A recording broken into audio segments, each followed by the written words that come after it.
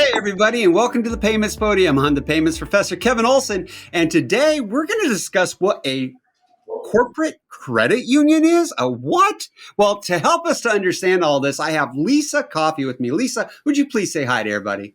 Hello, everybody. All right, Lisa, coming on the Payments Podium, and you've actually been on before, but it's been a little while. So one of the things that I really like to do, because people always ask this question, how in the world did you get into the world of electronic payments? So, sometimes the question is, what do you do for a living? And that one's a much harder question to answer, right? But how did you end up in the world of electronic payments? What brought you here? My mother worked at the corporate credit union, and my dad got transferred. So she was like, I think I was 23 at the time, just married. She was like, Samantha, I just love this job, and I think you would really love it. Do you want to interview for it? I've talked to the management there, and they're interested in and my mom was in checks. She was in research and adjustments for checks at the corporate credit union in Tennessee. So I applied and started there. I started microfilming checks. Microfilming checks. Oh my gosh. Yeah. A lot of people are going, what? Yep. We'll leave that one alone. But you started off years ago microfilming checks. And what do you do now? Now I'm over business development and product development at Corporate America in Alabama, and heavily involved. Oversee all the payments, electronic payments for the corporate and product development and business development. So okay, that's a lot. You've really risen through the ranks over the years. In fact, one of the things I'm going to be doing this summer, spoiler alert for those listening, is women in payments, and a lot of the women who have just done a lot of amazing things that I want to be able to highlight. You're one that I'm going to have to bring back for that. But before we get there, I mean, that's the summer. We aren't there yet. I get the question all the time, what's the difference between a bank and a credit union? How to make a video about it even, right? Yeah, well, right. Nowadays, because of Fed Now, we're talking a lot about correspondence. And when I explain what a correspondent is, I said, think, banker's bank or corporate credit union.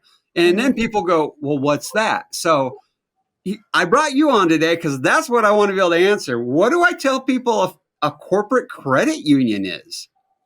So corporate credit unions were formed back late 70s, early 80s. And basically we were formed to help credit unions provide liquidity to credit unions, because credit unions at the core were basically there to serve as loans for their seg groups wherever they worked, right? So, and what happens is most credit unions at that time were 100% loaned out. So they needed a liquidity source. So they first started, corporate credit unions started out as central credit unions. And then we moved on to start offering other correspondent services like a bank, because the credit unions, to get like payment services and stuff like that, were having to go to a bank. So credit unions got together and said, let's offer this for ourselves and pay ourselves. So that's how corporate centrals and then corporate credit unions came into being. But how many corporate credit unions are there today? There is 11 today. At the most they had in the early 80s was 43. Wow, that's a lot. They kind of started out like saying we would have as many corporates as Fed districts, and then it was one for every state, and then it's kind of consolidated over the years. Well, isn't that one of those things, too, that as technology is advanced, because of things like the internet and all, we didn't have to be so localized and we can do a lot of things online? Correct. All right. One of the words that you mentioned in there, and it's really big when we talk about a correspondent and we talk about a corporate credit union, is liquidity. What does that mean, that you help with liquidity? Because a lot of people, I say liquidity and they go, what?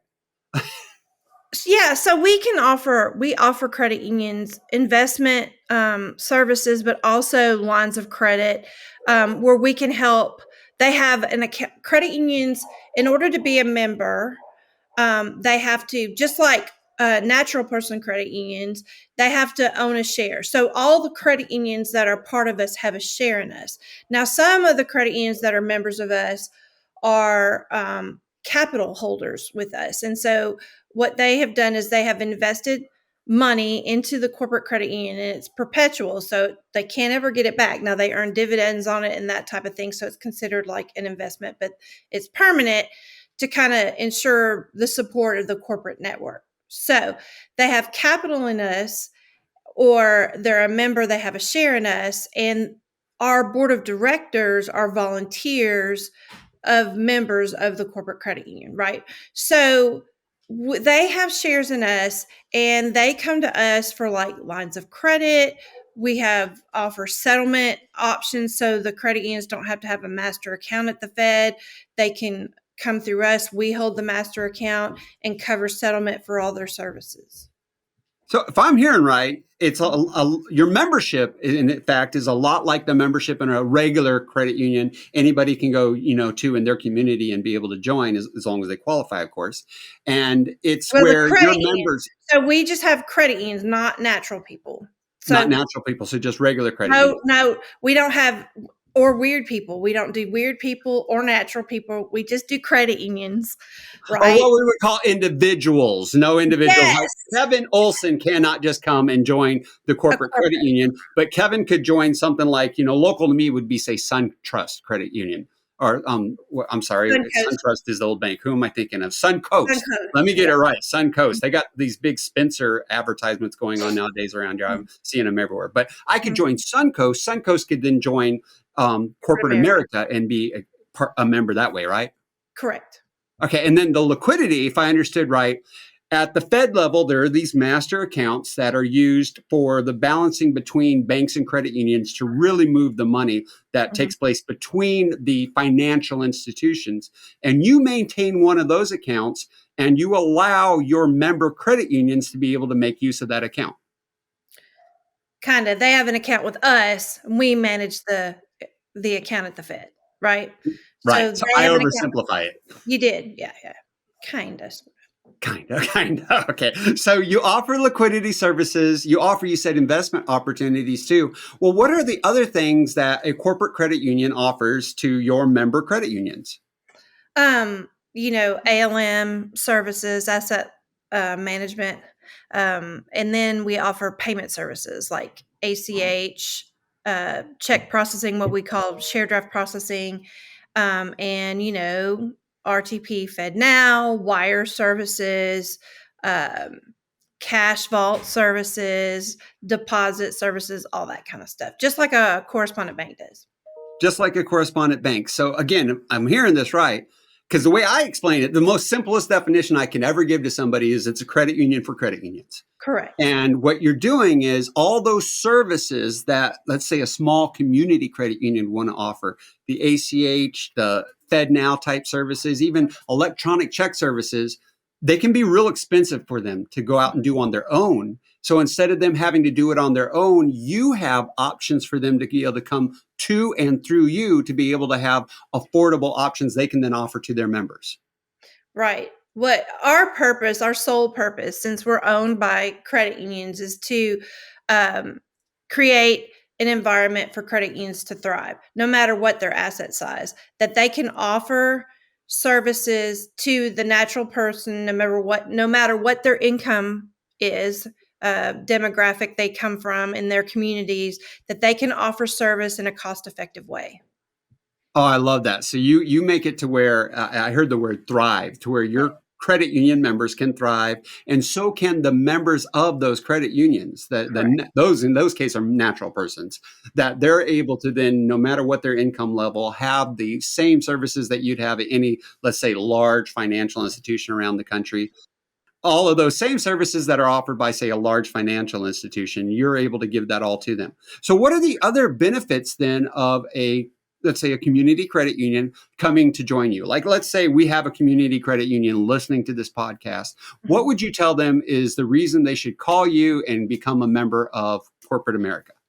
So not only do we offer these payment services, investment services, liquidity services, but we also offer, we're an advocate for the credit union. So if there's something that their members are wanting or needing, and they're looking for a cost-effective, they can't afford to go out on their own and do that, they'll come to us, and we'll either try to figure out a way to offer that to them themselves, or we'll seek out a partnership with a vendor to maybe say, look, corporate America can offer this service to all 500 plus of our credit union members, so that, as an aggregate, we can maybe negotiate a more cost effective way for all of our members to offer this service, instead of each credit union individually going directly to a vendor for, like a FedNow connection, or ACH origination software, or anything like that, or stuff like that. So we can go to a vendor and say, we'll host it, we'll be the direct connection and pay for that infrastructure to offer to all of our credit unions. Does that make sense? That does make sense. It makes a lot of sense. Now, I know something else that at least I've seen you do in the past is you'll have conferences and you'll have member meetings, things like that, to where people can come learn more about the industry overall. What are those events like that when Corporate America offers those? So we offer events and we offer webinars. We do a lot of education and helping with strategies. We'll even do planning sessions just to kind of go over what's out there and try to assist credit unions, because especially depending on the asset side of the credit union, they may not have specific expertise in areas, especially on the newest technology and in the newest fintech that's out there too, as their competition. But we can search and partner with different organizations, or have staff get certified in, like, with the AAP and all that kind of thing, and offer support to our credit unions so that they can offer the proper support to their members. Very cool. Okay. Here's another thing. How involved in the industry would you say that you and Corporate America are? Because like you mentioned ACH, I know that's governed by NACHA. I know that checks, have other people that oversee them, like the clearinghouse has got things, Fed's got some things with checks. There's all kinds of groups, regulatory things, boards, things like that are out there. How involved is Corporate America when it comes to those different organizations that are out there? We're very involved. And you know this. That's how I know you, Kevin, from being so involved with all the organizations. But so I sit on the NACHA board of directors. Very honored to do that. Learned so much. We've sit on the risk management committees at NACHA. We're at the Payment Innovation Alliance group. We're at the Faster Payments Council. We're a member of that. We were on the Fed Pilot Group. We sit on many advisory committees on any new products. The Fed usually asks us to participate because we offer the perspective from a correspondent, which is different than a big bank or a big credit union, right? Because we're one that offers services to many, so we have a different twist on things and sometimes have a different perspective. But also, even with vendors, partners that we do, we're very much involved on the innovation side. We have a little different, I think that makes Corporate America different from the other corporates, is that our credit unions are very much involved with the innovation. Any new product comes from what our members ask us for, but then they're also part of the requirements, the testing, that type of thing. So they're very much part of the success of any new product that we roll out. See, you're right. I know you do a lot of those things. That is what I think is a huge benefit that, I tell people too, Corporate America as a corporate credit union is out there representing all their members at a national level when it comes to the regulatory process, when it comes to things like you mentioned, the risk management group. The fact that you're on the NACHA board, kudos to you. That's huge because that shows that you're able to have that voice for the community credit union. You're able to have that influence in what's happening and the changing in the world. And you also mentioned the innovation that's what's happened. And I also heard in there the Faster Payments Council, which leads me to the next question. When it comes to the future of electronic payments and what's happening, what is it that you are doing to be able to help your community credit unions, your members, to be able to stay relevant, to stay in touch with all the changes, all the innovation that's happening with the future of payments? So we I feel like we got involved when when the clearinghouse first started the network back in 2017. We were pretty early on saying, we really felt like we should be a part of this.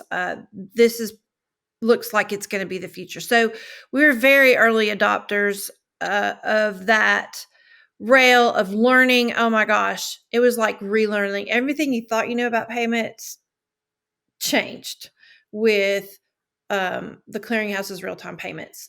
And they were learning too. So we kind of went through it took a while, and then we had COVID. But what we found, we determined our strategy to be is to be able to bring instant payment rails to all credit unions, no matter their asset size. And we knew that credit unions that are that have the big core processors like Fiserv and Jack Henry and FIS, that those core systems were probably going to be early adopters and get connected. But we knew that the smaller asset size credit unions that tend to go to more credit union centric or QSO driven core processors, they may not have the resources or the funds to get connected. So we partnered with VSoft, who spun off to create Pigeon, to say, let's create a connection and create a cost effective way for these smaller cores to get connected, so that any credit union, no matter what their asset size, can be connected to the real-time payment rail. And then when FedNow, the same strategy applied to FedNow when they became live in July of last year, or went live July So of if last I'm year. hearing right, if a credit union that's listening wants to be able to, without having to do it all themselves, get connected and start using RTP from the clearinghouse, or get on the FedNow channel, the new instant payment rail from the Federal Reserve, you're one of those entities, a corporate credit union, that can go out there, help them to be able to have that service, that payment channel, that option to offer to their members, and be able to have instant payments that are safe and secure across these channels. Is that what I'm hearing from you? Yes. So because it with both real-time payments, with the clearinghouse and FedNow, you have to have the core. So the core has to be able to accept those messages in the time frame, right? So if the core doesn't offer the connection, somebody does. And some entity has to offer the connection and the API to the core. So we try to facilitate that in a cost-effective way. All right, that's awesome. Well, is there anything else that we need to know about corporate credit unions before I let you go today? That it there this could start, and you might clap on this or whatever, because this could go down a whole dark hole. But there was a stigma, I think, when the whole crash happened in 2008, 2009. In some of the corporate credit unions, there was some capital loss, but that's been, for the most part, a lot of that's been paid back to credit unions, to those credit unions that were affected. Not all corporates lost capital dividends for their owners, their member owners, but some did. To rely on a credit union, I mean, I think no matter what a credit union's asset size, I think that to explore any offering that they're looking at, to see if it's more cost effective to go through the corporate credit union than to do it on your own, benefits the whole industry and the whole network. And I also think that corporates and credit unions, no matter the asset size, can definitely work together and advocate, whether it be legislatively or industry wide, as far as our place in the financial sector, as far as offering payment services. And I think we could do a better job of working together on that, no matter what our asset size is. I got to agree. I think a lot of it is all about working together. Well, everybody, I want to say, first of all, thank you for being on the podcast and being able to help us to better understand what a corporate credit union is. This is Lisa Coffey from Corporate America. If anybody wants to get a hold of her, you can find her on LinkedIn. I know she's out there because I see some of the things that she puts out there. Or you can also email me, kevin@paymentsprofessor.com, and I'll get you in touch with Lisa as needed. And if there's a subject or maybe there's somebody you think that needs to be on the Payments Podium, also email me, kevin@paymentsprofessor.com. I will do my best to make sure that that subject gets addressed or that person gets a chance to take the Payments Podium. But for now, I got to say, class dismissed.